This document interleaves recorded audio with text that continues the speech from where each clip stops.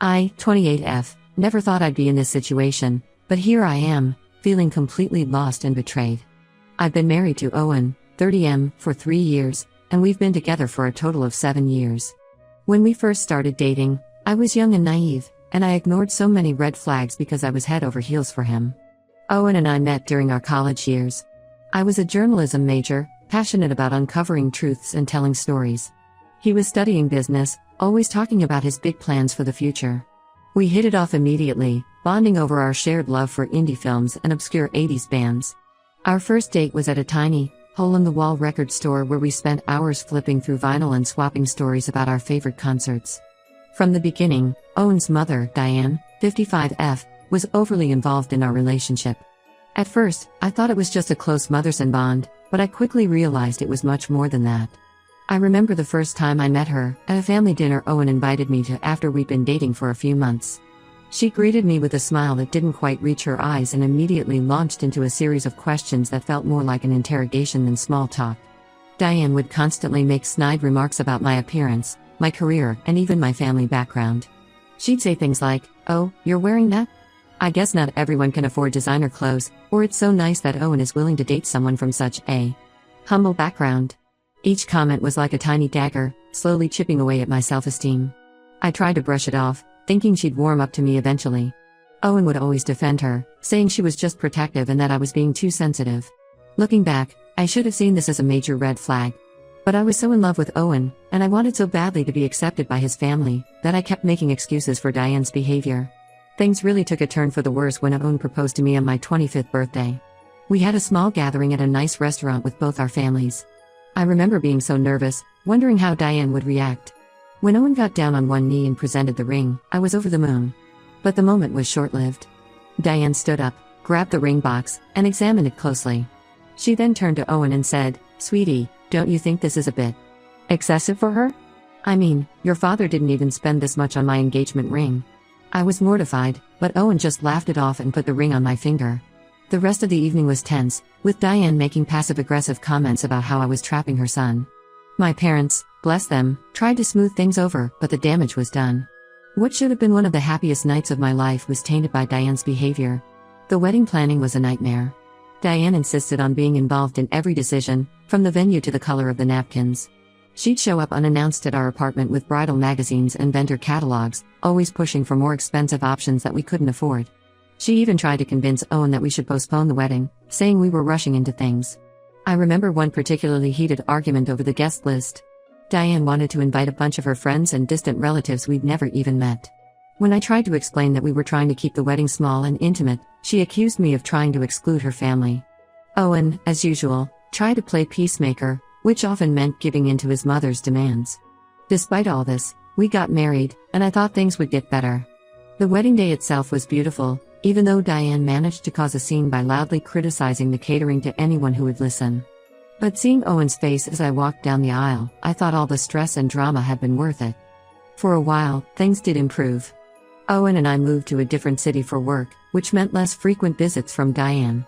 We were happy, building our careers and talking about starting a family. I threw myself into my work, finally landing a position as a feature writer for a respected online magazine. Owen was climbing the corporate ladder, impressing his bosses with his innovative ideas and work ethic. We'd spend our weekends exploring our new city, trying out quirky restaurants and going to local art exhibitions. We even adopted a dog, a scruffy little terrier mix we named Banjo. For the first time since we'd gotten together, I felt like we were truly building our own life, free from Diane's influence. Then, about 6 months ago, Owen got a promotion that required us to move back to our hometown. I was hesitant, but Owen was excited about the opportunity, so I agreed. I tried to stay positive, telling myself that maybe things would be different this time. Maybe Diane had mellowed out, or maybe our time away had given her some perspective. That's when everything started to unravel. Diane began showing up at our house unannounced, often when Owen was at work. She'd criticize my housekeeping, my cooking, and even how I organized our closets. She'd say things like, "Oh, is this how you keep Owen's shirts? No wonder they always look so wrinkled when he visits me." Or she'd rearrange our furniture while I was out, claiming she was just trying to make the space more functional. I tried to talk to Owen about it, but he always dismissed my concerns. He'd say, "That's just how Mom is. She means well." It was like he couldn't see how much her constant presence and criticism were affecting me. I started to feel like a guest in my own home, always on edge, waiting for the next cutting remark or boundary violation. Things got even worse when I found out I was pregnant 3 months ago.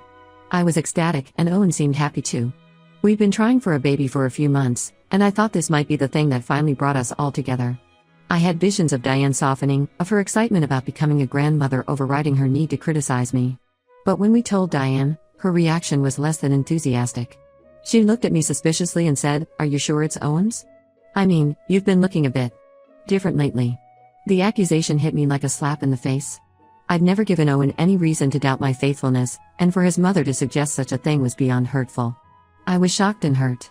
Owen, instead of defending me, just laughed awkwardly and changed the subject. From that moment on, Diane's behavior became even more aggressive. She'd make comments about my weight gain, saying things like, "I hope you're not using the pregnancy as an excuse to let yourself go. Owen deserves a wife who takes care of herself."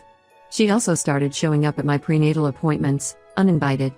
She'd question the doctor about every little thing, implying that I wasn't capable of taking care of myself or the baby. She'd bring up old wives' tales about pregnancy, insisting that I follow them to the letter. "Don't raise your arms above your head, or the cord will wrap around the baby's neck," she'd say, "or you shouldn't be eating that, it'll give the baby birthmarks." Owen thought it was sweet that his mother was so involved. He couldn't seem to understand why I was feeling smothered and undermined. Our arguments about Diane became more frequent and intense. I felt like I was constantly having to justify my feelings and defend my right to make decisions about my own pregnancy. Last week, things came to a head. I overheard Diane talking to Owen on the phone. She was saying, "I just don't trust her, honey. I think you need to get a paternity test as soon as the baby is born. You can't be too careful these days." My heart sank as I listened, waiting to hear Owen's response, hoping against hope that he would finally stand up to his mother. I confronted Owen about it, and to my horror, he agreed with his mother. He said, "It's not that I don't trust you, but Mom has a point. It's better to be safe than sorry, right?" In that moment, I felt like my entire world was crumbling around me. All the years we'd spent together, all the trust we'd built, seemed to mean nothing in the face of his mother's baseless accusations. I felt like I couldn't breathe. Without really thinking about it, I packed a bag and went to stay with my sister, Rachel, 32F. Rachel has always been my rock, the one person I could always count on to give me straight advice. As I sat on her couch, sobbing and trying to explain everything that had happened, I realized just how much I'd been bottling up over the years. I've been here for a week now, ignoring calls and messages from both Owen and Diane. Owen keeps saying he wants to talk things out, but I don't even know where to begin.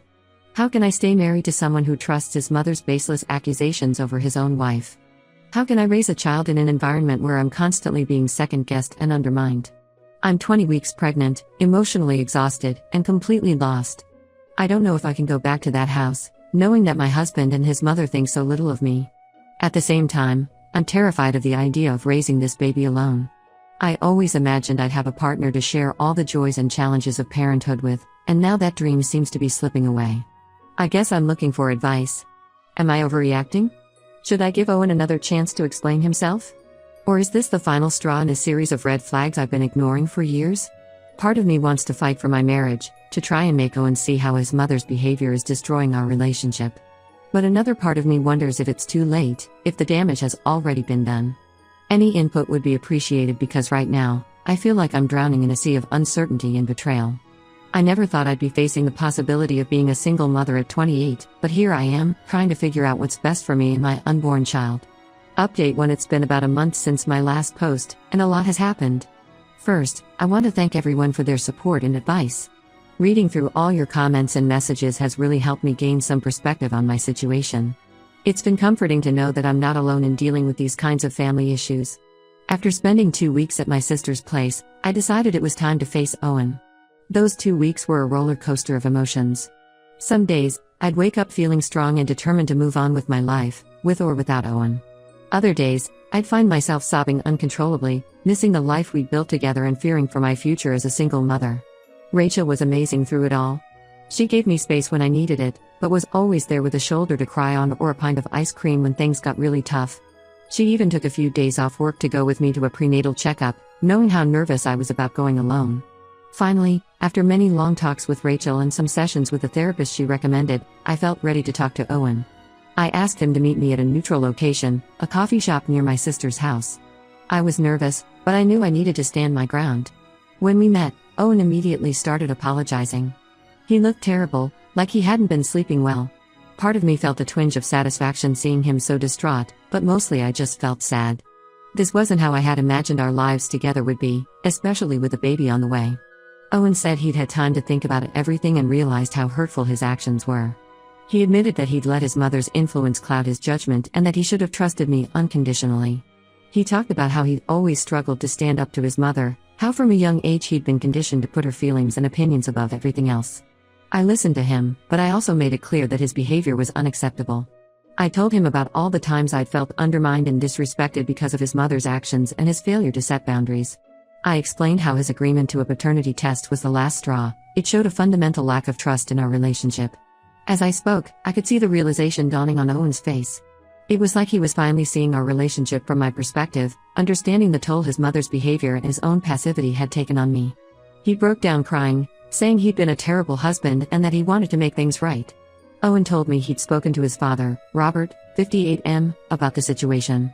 Apparently, Robert had finally had enough of Diane's behavior and had given Owen a wake-up call about how he was treating me. Owen said his father had shared some hard truths about his own marriage to Diane, and how he regretted not setting firmer boundaries early on. This revelation about Robert surprised me. In all our years together, I'd always seen Robert as a quiet, passive figure, someone who stayed out of conflicts and let Diane take the lead. Learning that he had finally spoken up gave me a glimmer of hope that maybe, just maybe, things could change. Owen said he was ready to set firm boundaries with his mother and even suggested we move to a different city to get some distance. He talked about job opportunities he'd been looking into, places far enough away that we couldn't be surprised by impromptu visits from Diane. He also offered to go to couples counseling to work on our communication and trust issues. I was torn. Part of me wanted to believe him and give our marriage another chance, especially with the baby on the way. The idea of raising our child in a loving, united family was so tempting. But another part of me couldn't forget how easily he'd sided with his mother over me. The memory of him agreeing to a paternity test still stung sharply. After a lot of thought, I told Owen I needed more time. I agreed to start couples counseling, but I made it clear that I wasn't ready to move back in with him yet.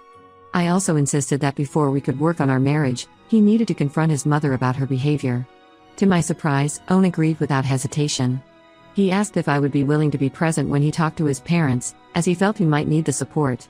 I was hesitant but eventually agreed. The idea of facing Diane made my stomach churn, but I knew this confrontation was necessary if we had any hope of moving forward. The confrontation with Diane was intense. We met at Owen's parents' house, with Robert present as well. Owen started by telling his mother that her behavior towards me had been unacceptable and that if she wanted to have a relationship with him or her future grandchild, things needed to change. Diane, predictably, didn't take it well. She accused me of turning her son against her and tried to guilt-trip Owen by bringing up all she'd done for him over the years. She talked about the sacrifices she'd made, the long hours she'd worked to put him through college, the home-cooked meals and clean laundry she'd always provided.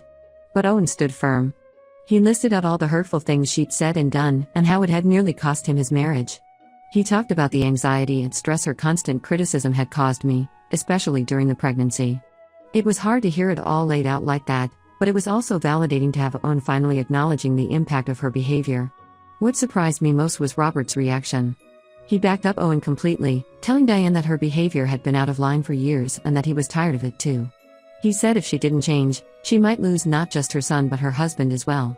Seeing Robert stand up to Diane made me realize how much her behavior had affected their marriage too. Diane broke down crying, alternating between apologies and accusations. She tried to paint herself as the victim, saying she only wanted what was best for her son. But Owen made it clear that until she could sincerely apologize and change her behavior, she wouldn't be welcome in our lives or around our child. As we left, I felt a mix of emotions. I was proud of Owen for finally standing up to his mother, but I was also wary. Years of behavior don't change overnight, and I knew we had a long road ahead of us. The confrontation had been draining, and as soon as we got in the car, I burst into tears. Owen held me, and for the first time in months, I felt like we were truly on the same team. For now, I'm still staying at my sister's place. Owen and I are attending couples counseling twice a week, and he's also started individual therapy to work on his issues with his mother. We're taking things day by day, and while I'm cautiously optimistic, I'm also keeping my guard up. The pregnancy is progressing well, and feeling our baby kick has been a bright spot in all this turmoil. I'm now 24 weeks along, and we found out we're having a little girl. Despite everything, I'm excited about becoming a mother, even if I'm still unsure about the future of my marriage. I'll update again when there are significant developments. Thank you all again for your support and advice. Update 2. It's been 3 months since my last update, and I'm now 36 weeks pregnant. A lot has happened, and I wanted to share the developments with you all. First, the good news: Owen has been making significant progress in therapy. He's been working hard on setting boundaries with his mother and prioritizing our relationship. We've continued with couples counseling, and it's been helping us communicate better and rebuild trust. It hasn't been easy. There have been tough sessions where we've had to confront painful truths about our relationship and ourselves. But slowly, we're learning to understand each other better. About a month ago, I felt comfortable enough to move back in with Owen. It wasn't an easy decision, and I spent many sleepless nights weighing the pros and cons. Rachel was worried about me going back, afraid I might be setting myself up for more heartbreak. But I felt it was important to give our marriage a real chance, especially with the baby due so soon. The first few days back were awkward. We tiptoed around each other, both afraid of saying or doing the wrong thing.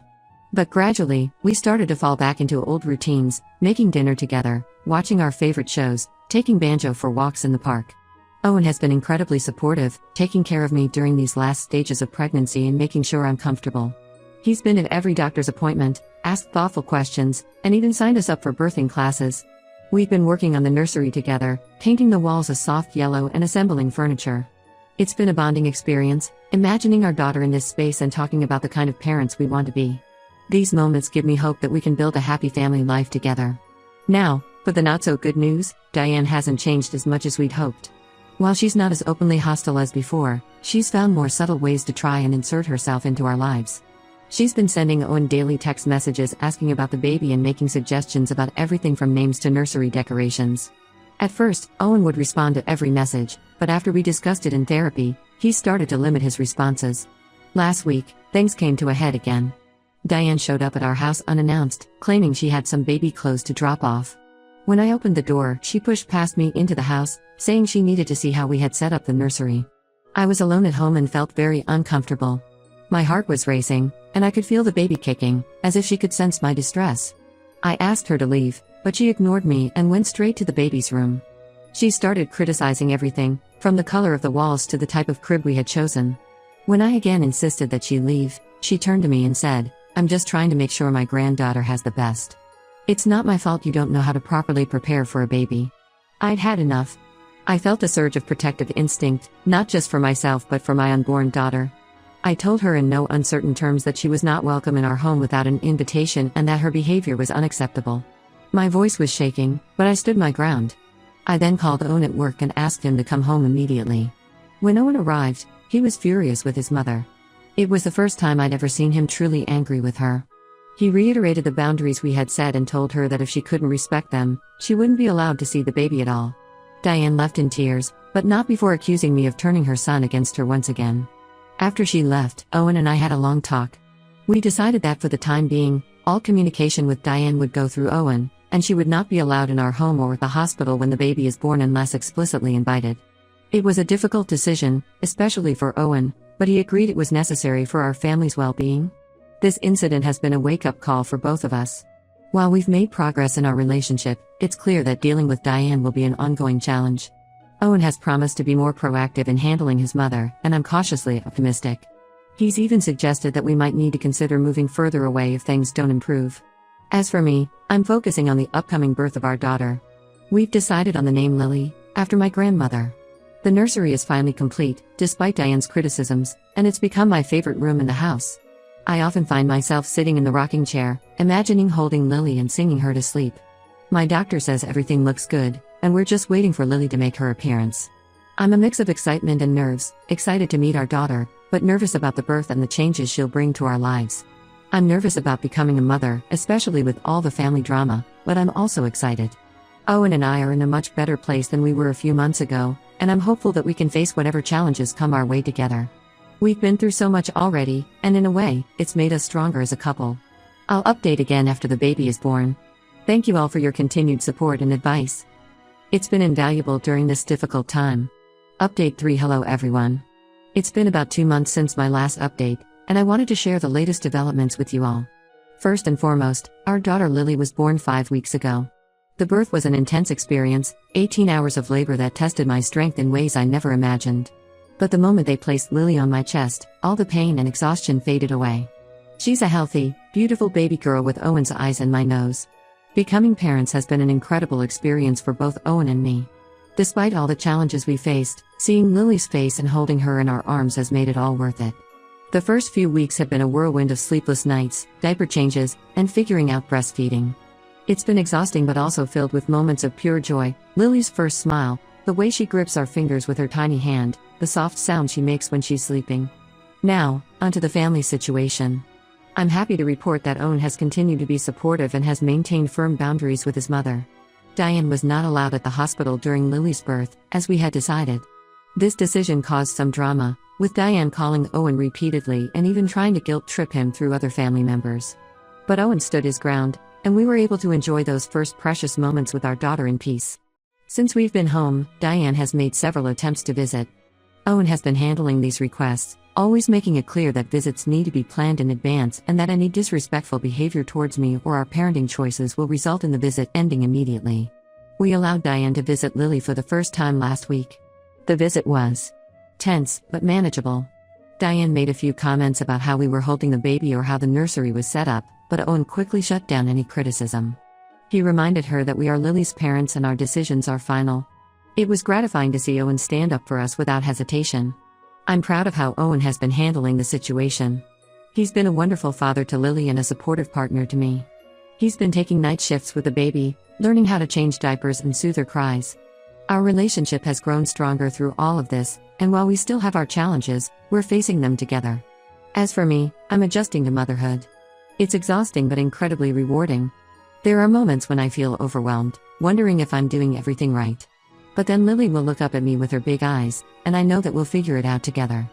I'm grateful for Owen's support and for the fact that we've been able to present a united front in dealing with Diane. Looking back on everything that's happened over the past year, I can hardly believe how much has changed. There were moments when I thought my marriage was over, but through hard work, therapy, and a commitment to change, Owen and I have managed to rebuild our relationship on a stronger foundation. That's not to say everything is perfect. We still have our disagreements, and dealing with Diane will likely be an ongoing issue. But we're in a much better place now, with clearer boundaries and better communication.